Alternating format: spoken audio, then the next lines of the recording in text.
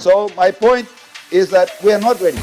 We had the Minister for Administrative Services claim he brought an NEC submission for 186 million. However, the actual budget that this Parliament passed, that is the only authority to make provision for budgets, is 40 million. It's in the budget paper. We passed it. 40 million by law. So when we have a minister making statements in Parliament claiming that he brought a submission to pass 186 million, who gave him that authority? NEC has no authority to pass a budget of 186 million.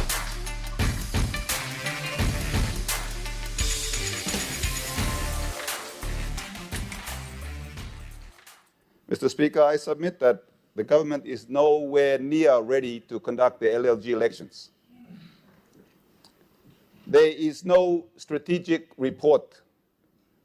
The global standard is that a country, when it conducts its elections, it compiles a strategic election report, a strategic plan, confirming how it intends to roll out the elections. And that plan will provide strategic outcomes and how it intends to provide a free, a fair, and secure elections. It will provide clear programs on how it will conduct the polling, how it will conduct the counting. It will provide sub-plans on procurement plans on how it will procure the election materials, the ballot papers, the ballot boxes.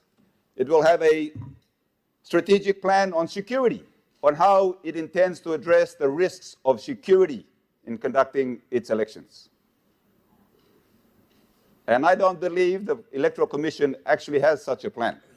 I can go online and I can find so many countries who have a strategic plan, an operational plan, where they demonstrate exactly how they will conduct their elections. They will provide a detailed budget. This is all in the public domain. How they will conduct their elections, what they will spend on polling officials, what they will spend on logistics, that they've done an assessment of security, where the risks are, where the polling locations, where they've got previous instances or previous elections that are high risk, and what measures they are taking to mitigate those security risks from reoccurring. We have no such plan. Now, the last election, LLG elections, were left to the provinces and the district. The Electoral Commission was underfunded. It was not supported adequately.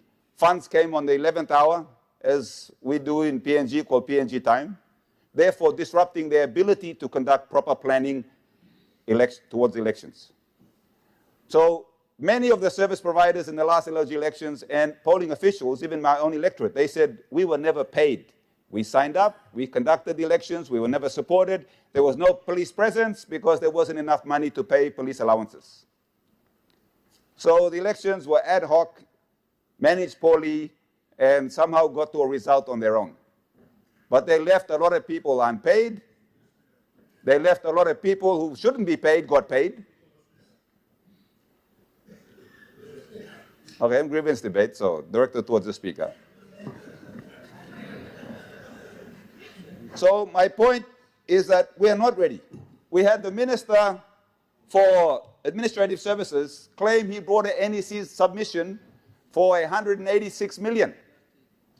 However, the actual budget that this Parliament passed, that is the only authority to make provision for budgets, is 40 million. It's in the budget paper. We passed it. 40 million by law. So when we have a minister making statements in Parliament claiming that he brought a submission to pass 186 million, who gave him that authority? NEC has no authority to pass a budget of 186 million. Prime Minister, what is your point of order?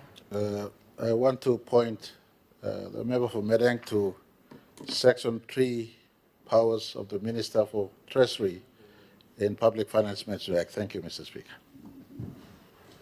Prime Minister, I think your point of order is in order. Take note of the Prime Minister. Now he's the one talking about giving legal advice. Mr. Speaker, while the Minister has Section 3 powers in terms of making payments or transfer of allocations of funding, however, they have to be for that specific purpose.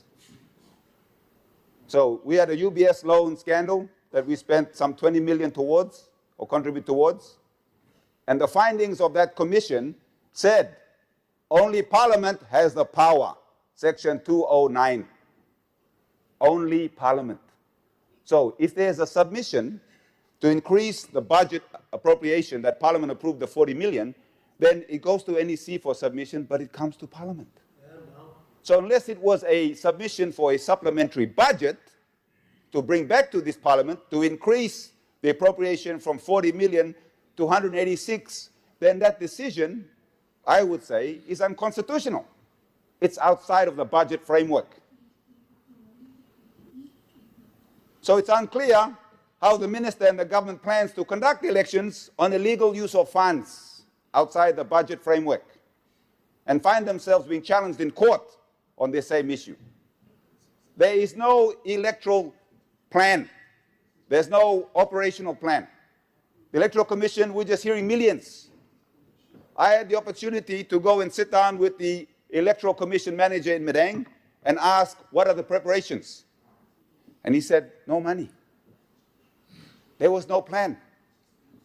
I was able to secure some details of what it costs to run an election,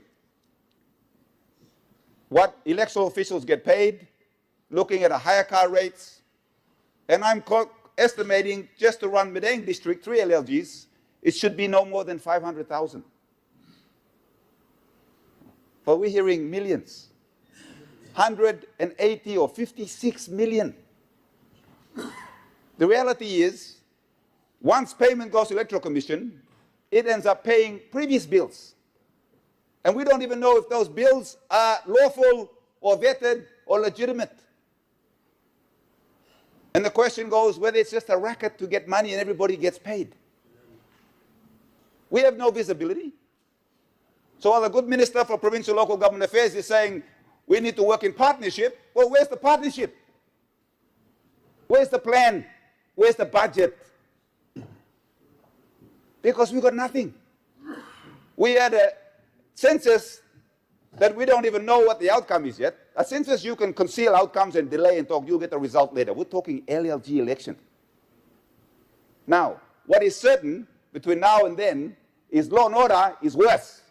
Mr. Speaker, I put to this government that it has the opportunity to do this properly. Now, I looked at the dates, and if we delay the dates to June 24th, we will still complete LLG elections or polling before September, the independence date of 50 years. In that time of these 3 months, the Electoral Commission, the Minister for Provincial Affairs and Administrative Services can finalize a plan that can have consultation with the relevant DDAs and the provinces, and we can all contribute and ensure that we get a proper LLG elections and not a failed elections, and another 150,000 to run that out, because it's not organized. There will be security issues, and there may even be deaths. And this government has to be responsible and to take all these matters into consideration. My time's up for grievance debate. Thank you. The sit and speak. Honorable